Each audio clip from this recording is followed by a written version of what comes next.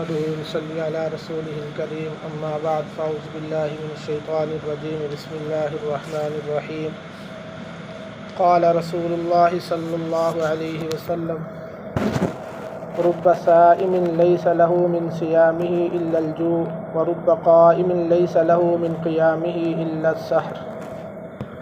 رسول اللہ صلی اللہ علیہ وسلم کا فرمان ہے کہ بہت سے روزہ رکھنے والے ایسے ہیں کہ ان کو روزہ میں بھوک کے سوا کچھ بھی حاصل نہیں ہوتا، اور بہت سے رات میں قیام کرنے والے ایسے ہیں کہ ان کو اپنے قیام سے جاگنے کے سوا کچھ بھی حاصل نہیں ہوتا۔ تو نبی اکرم صلی اللہ علیہ وآلہ وسلم کی اس حدیث مبارکہ میں ہمارے لیے تنبیہ بھی ہے اور ایک سبق بھی ہے، اور آپ صلی اللہ علیہ وآلہ وسلم کا اشارہ بھی ہے کہ روزے کو قیمتی بنایا جائے، اور شب داری کرنی ہے تو اس کو بھی قیمتی بنایا جائے، اس کے اندر بھی بعض چیزوں کا خیال رکھا جائے۔ کن چیزوں کا خیال رکھنا ہے کہ آپ صلی اللہ علیہ وسلم نے فرمایا کہ سارا دن بھوکا پیاسا رہنے کے سوا بعض لوگ ایسے ہیں ان کو کچھ بھی حاصل نہیں ہوتا، یعنی ثواب ہی نہیں ملتا۔ تو اس کا یہ مطلب ہے کہ یا تو وہ روزہ رکھنے کے باوجود جو ہے نا گناہوں میں ملوث ہوتے ہیں، غیبت میں، چغلی میں، اور اس طرح کی جتنی برائیاں ہیں زبان کے لحاظ سے ہوں، بغض ہو، کینہ ہو، حسد ہو، یا اور کوئی برائیاں ہیں، تو اس وجہ سے ان کا ثواب ضائع ہو جاتا ہے۔ تو اب ایک شخص صبح سے لے کر شام تک بھوکا رہا ہے،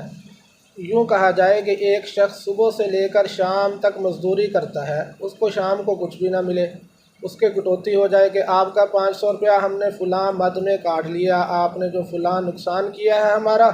تو اس مد میں ہم نے آپ کا 500 روپیہ، آپ کا 1000 روپیہ ہم نے کاٹ لیا، تو اس کو کتنا دکھ ہوگا۔ اب اس سے اندازہ لگائیں۔ اسی طرح ایک شخص رات کو نوافل پڑھ رہا ہے،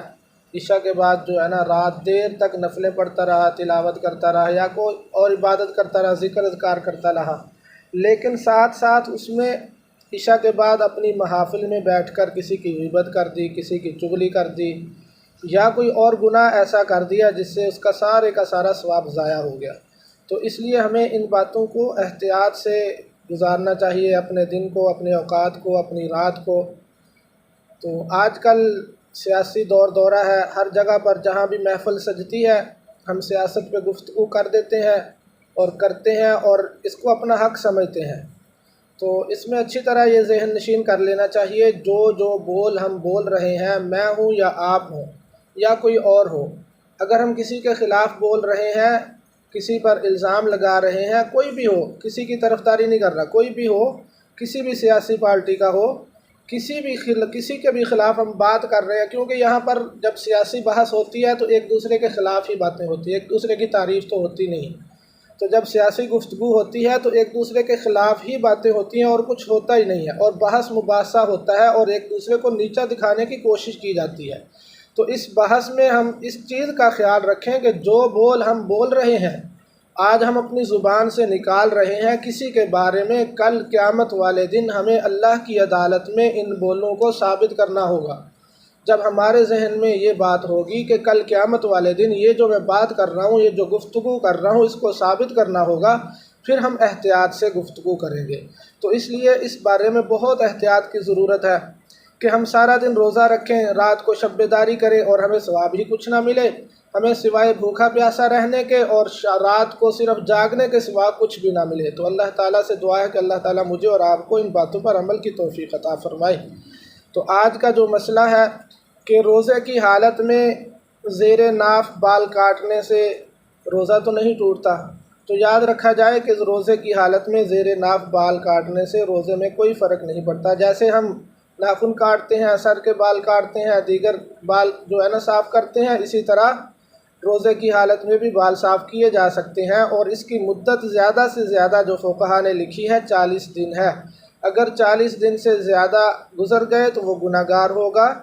تو اس کو چاہیے کہ پہلی تو یہ ترتیب ہونی چاہیے کہ ہر جمعے کے جمعے ہفتے کے بعد کاٹ لیے جائیں، زیر ناف بال صاف کر لیے جائیں، اگر ہر ہفتے نہیں تو 15 دن کے بعد کر لیے جائیں، زیادہ سے زیادہ 40 دن، اس سے زیادہ نہ گزرنے پائیں تو ہمیں صاف کر لینے چاہیے۔ تو ان مسائل کو اگر کسی کو نہ پتہ ہو تو پوچھ لینا چاہیے، دین میں شرمانا نہیں چاہیے۔ اور روزے کی حالت میں کوئی عورت بچے کو دودھ پلا رہی ہے، اب دودھ پلانے کی وجہ سے اس کے اندر جو ہے نا ضعف آ جاتا ہے، کمزوری آ جاتی ہے، تو اب کیا وہ روزہ چھوڑ سکتی ہے کہ نہیں؟ تو یہاں پر بھی فقہا نے یہ لکھا ہے کہ روزے کی حالت میں اگر کوئی ڈاکٹر اس مریضہ کو، اس دودھ پلانے والی کو، عورت کو یہ رائے دے دے کہ آپ روزہ نہ رکھیں، بچے کو دودھ پلائیں، فیڈ کروائیں، تو اس کو روزہ چھوڑنے کی اجازت ہے۔ اچھی طرح اس کو سمجھ لینا چاہیے، لیکن بعد میں یہ روزہ قضا کرے گی۔ تو یہاں تک ہمیں اللہ تعالیٰ نے، رسول اللہ صلی اللہ علیہ وسلم نے، دین اسلام نے رعایت دی ہے، سہولتیں دی ہیں۔ تو دودھ پلانے کی وجہ سے اگر اس کے اندر کمزوری آنے کا خدشہ ہے، دودھ پلانے کی وجہ سے اس کو دقت ہوتی ہے، تو پھر اس کو روزہ چھوڑنا جائز ہے۔ اسی طرح بعض صورتیں ایسی ہوتی ہیں جن کی وجہ سے روزہ چھوڑا جا سکتا ہے، ان کا تمام کا اجمالی ایک جملہ عرض کیے دیتا ہوں۔ کوئی بھی ایسی صورت، کوئی بھی ایسی کیفیت جس کی وجہ سے انسان کی جان کو خطرہ ہو۔ اب ایک آدمی کے پیٹ میں اتنی شدید درد ہو گئی ہے، اس نے انجیکشن بھی لگوائے ہیں، کوئی اس کا حل سوچا ہے، ہر کوئی روزہ توڑنے کے علاوہ ہر حل کر لیا ہے، لیکن وہ شدید جو درد ہے وہ نہیں ٹل رہا، وہ نہیں رک رہا، نہیں ختم ہو رہا، تو ڈاکٹر حضرات اگر کہیں تو اس کو دوائی کھلانی پڑے تو یہاں بھی اس کو روزہ توڑنے کی اجازت ہے۔ بعد میں یہ روزے کی قضا دے گا، کفارہ نہیں دے گا، ایک روزہ رکھے گا۔